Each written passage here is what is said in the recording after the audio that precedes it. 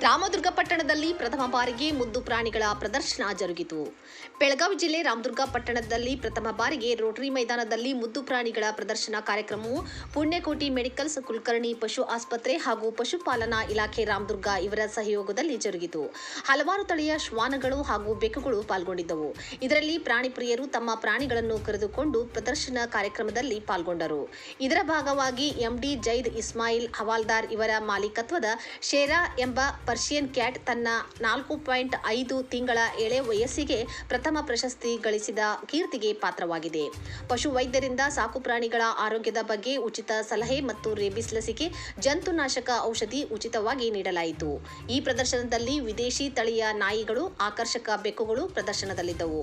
ಪ್ರಾಣಿಗಳ ಸಂರಕ್ಷಣೆ ಮತ್ತು ಅವುಗಳ ಆರೈಕೆಯ ಬಗ್ಗೆ ಜನರಲ್ಲಿ ಜಾಗೃತಿ ಮೂಡಿಸುವುದು ಈ ಕಾರ್ಯಕ್ರಮದ ಮುಖ್ಯ ಉದ್ದೇಶವಾಗಿತ್ತು. ಇನ್ನು ಇಂತಹ ಕಾರ್ಯಕ್ರಮ ರಾಮದುರ್ಗ ಪಟ್ಟಣದಲ್ಲಿ ಮೊದಲ ಬಾರಿಗೆ ಜರುಗಿದ್ದು, ಪ್ರಾಣಿಗಳ ಲಾಲನೆ ಪಾಲನೆ ಕುರಿತಂತೆ ಪಶುವೈದ್ಯರು ಸಾಕಷ್ಟು ಸಲಹೆಗಳನ್ನು ನೀಡಿದ್ದು ನಮಗೆ ಬಹಳ ಅನುಕೂಲವಾಗಿದೆ. ಇಂತಹ ಕಾರ್ಯಕ್ರಮ ಇನ್ನೂ ಹೆಚ್ಚು ನಡೆಯಲಿ ಎಂದು ಪ್ರಾಣಿ ಪ್ರಿಯರು ಆಶಯ ವ್ಯಕ್ತಪಡಿಸಿದರು.